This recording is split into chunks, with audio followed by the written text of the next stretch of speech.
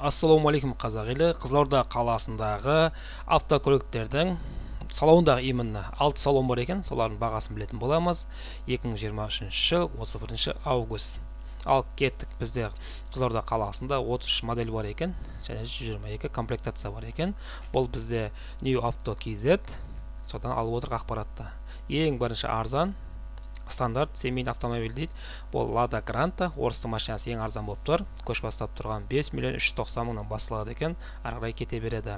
Және де одан шамалы қымбаттауға келетін болсақ, 7 миллион 490 мың теңге тұрады екен. Осы негізінде Granta мен лифтбекпен Sherry Tigoның ортасында кобальт болатын тұғын. Ол кобальт Қызылордада қазір сатылмайтын болды. Көбісі Шымкенттен, Алматыдан алып келіп жатыр. Енді Tigoның бағасын көретін болсақ, 7 миллион 490 мың тұрады екен. Бұл білесіздер қытайлық автокөлік болып саналады. Қазір енді қытайлық автокөліктер барлығы Қазақстанға, Қызылорда қаласына осыны қаптап кіріп жатыр. Нарық ашылды. Ары қарай кеттік. Ары қарай Hyundai i20, ол 7 миллион 990 мың теңге тұрады екен. Міне Қазақстанда хит болып жатқан мықты автокөліктердің бірі Haval автокөлігі. Оның именно М6 көлігі ол 8 миллион 990 мың тұрады екен. Ал кеттік, обзор жасап суреттерін көріп шығайық. Қандай екен, қандай машиналар ұқсат жасаған екен, комплектациясын барлығын көріп шығайық. Бұда 4 комплектациясы жүреді екен. Механика және де автоматта объем 1/5, 8 миллион 990 мыңнан басталып 10 миллион 990 мыңға дейін бар екен. Енді қарап отырсаңыздар Havalды. Міне суреттерін көріп отырсыздар өздеріңіз. Міне әп-әдемі. Негізі RX 300-ге келеді Lexusқа. Міне Қытайдың кроссовер әдемі, асты қатты төмен де емес, биік те емес. Ары қарай кетті. Hyundai Accent. Hyundai Accent'ті барлықтарымыз білеміз. Бұл Қазақстанда ең көп сатылымына көш бастап кеткен, бір жыл ғана емес, бірнеше жылдан бері көш бастап кеткен өте өтімді кәрістің машинасы болып саналады. Hyundai ол 9 миллион 890 мың сатылады екен. Бұл жылдан жылға қымбаттап баратыр, өсіп баратыр. Бұның неше комплектациясы жүретінін көрейік. Өйткені көп сатылатын, қараңыздар, тек бизнес қана бар екен Қызылорда қаласында. 1/6 автомат 9 миллион 890 мың теңге тұрады. Міне әдемі. Кейінгі акценттер барлығы айтып отыр, іші кең деп мақтап жатыр. Ары қарай кеттік. Ары қарай УАЗ пикап, ол 10 миллион теңге тұрады екен. Hyundai Elantra да жақсы. Акценттен гөрі ішіне келетін болсақ, іші кең болып саналады. Ал бұл комплектациясына келейік. Бұл 9 миллион 990 мың тұрады екен. Комплектациясы оппа, көрдіңіздер ме? Комплектациясы көп екен. 1/6-тан бастап 2-ге дейін бар екен. Автоматы, механикасы бар екен. Бұлар 9 миллион 990 мыңнан басталып 13 миллион 990 мыңға өте богатый, өте бай комплектацияда жүреді екен. Ары қарай кетті. Hyundai Elantрадан кейін Sherry Tigo 4 Professional жүреді екен. Ол 10 миллион 500 мың теңге тұрады екен. Шағын ғана. Chevrolet Tracker'ға да келеді, байқап көріңіздер ма? Сосын кімге келеді мынау? Kia бар ғой, соңғыне де келеді шамалы. Ары қарай кеттік. УАЗ Hunter, ол егерде қалтаңызда 10 миллион 750 мың ақша болатын болса, УАЗ Hunter'да ауылдық жерге, шаруашылыққа пайдалануға болады. Ары қарай кетті. Hyundai i30, оның бағасы 10 миллион 790 мың. Hyundai i30 екінші түрі бар екен, ол 11 миллион 190 мың теңге тұрады. Ары қарай міні Hyundai Julion дейді. Julionды 11 миллион 290 мың теңгеге сатып ала аласыз. Бұл енді көріп отырсыздар, комплект суретіне қарап отырсаңыздар, анада шамалы өзгешелігі бар. Көрдіңіздер ме? Міне өзі арты ұзындау, объем бірақ 1/5, механика бар екен. Ары қарай 3 комплектацияда Elite Premium Dash Plus дейді. 13 миллион 590 мың теңгеден жүреді екен. Мен суреттерін көрейік. Әдемі. Дизайны маған өте қатты ұнады. Қытайлар жақсы дамып жатыр дегенмен. Келе-келе тек Қытайдан алатын шығармыз жақын жерден. Мына Julion кетті. Hyundai Bayon дейді. Bayon да осы жақында қосылған компания түрі ғой, модельдің түрі бұл да Bayon. Бұлар 11 миллион 590 мыңнан басталып 13 миллион 290 мыңнан аяқталады екен. Қарап отырсаңыздар, бұл енді қалалық машина ғой. Кеттік, суреттерге ашылсын. Міне қалалық машина, асты қатты биік емес. Міне үстінде көрдіңіздер, панорамасын бәрін қарасаңыздар, артқы шамдарына көретін болсақ, әп-әдемі, қатты үлкенде емес. Мысалы, көрдіңіздер ме, қыздардың айдайтын машинасы. Ары қарай кеттік. кеттік. Одан кейін міне Шанган көріп отырсыздар.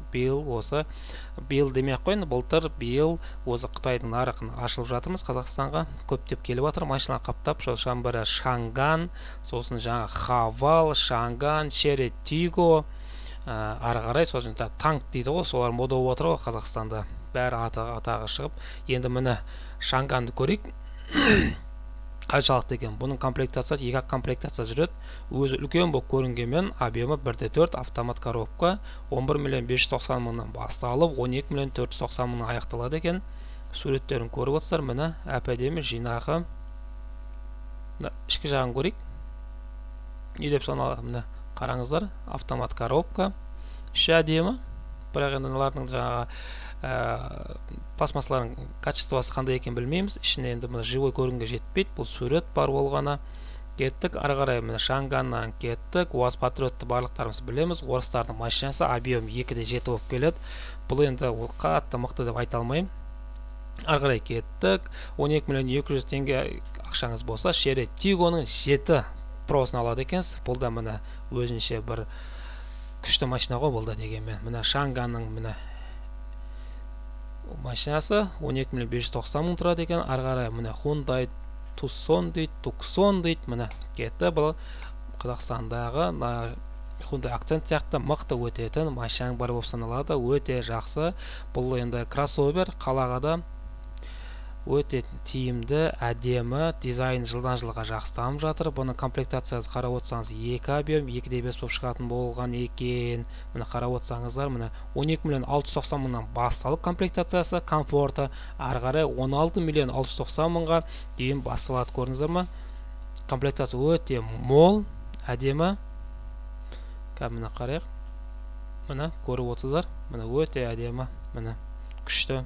Ішкі жағын дизайндарын қарап өтейік бір. Міне нарада қарапайым, бәрі электронный. Кеттік.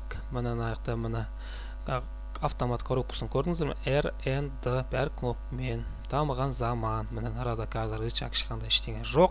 Тек кнопкамен, бета сенсор. Енді өте керемет.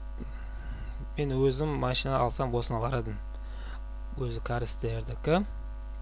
Ары қарай кеттік. Хавал H6, ол да енді қарап отырсаңыздар, шамалғана қымбат, бірақ мынау Қытайдың жақсы көлігін ала аласыз оңға. Хавал H6, міне іші кең, объем қарап отырсаңыз 1/5 және 2 объем болып жүреді екен. Полный привод көрдіңіздер, полный привод дейді. Олар 16.490.000-ға алады екенсіздер. Қорықпай Қытайдың машинасында алуға болады осылай. Ары қарай кеттік. Одан кейін Шанган кетеді екен. Хавал, міне көрдіңіз, татуы пикаптарын шығарып тастаған Хавалдың. Ары қарай Hyundai Sonata кетеді. Қазір қарап отырсаңыздар, Элантрадан гөрі көбісі Sonatаны алып жатыр. Біздің Қызылордада да қарап отырсаңыздар, Sonata қазір көптеп кездесіп жатыр. Бұлардың да жаңағы дизайны қарап отырсаңыздар, міне комплектациясы міне 13.490.000-нан басталады екен, 15.490.000-ға дейін барады. 2/5, 2 объеммен шығады екен. Өте керемет, дизайны маған өте қатты ұнайды. Камриді алғанша осыны алған дұрыс деп ойлаймын. Өте әдемі. Кәрістерді қалыспайды жапондықтардан.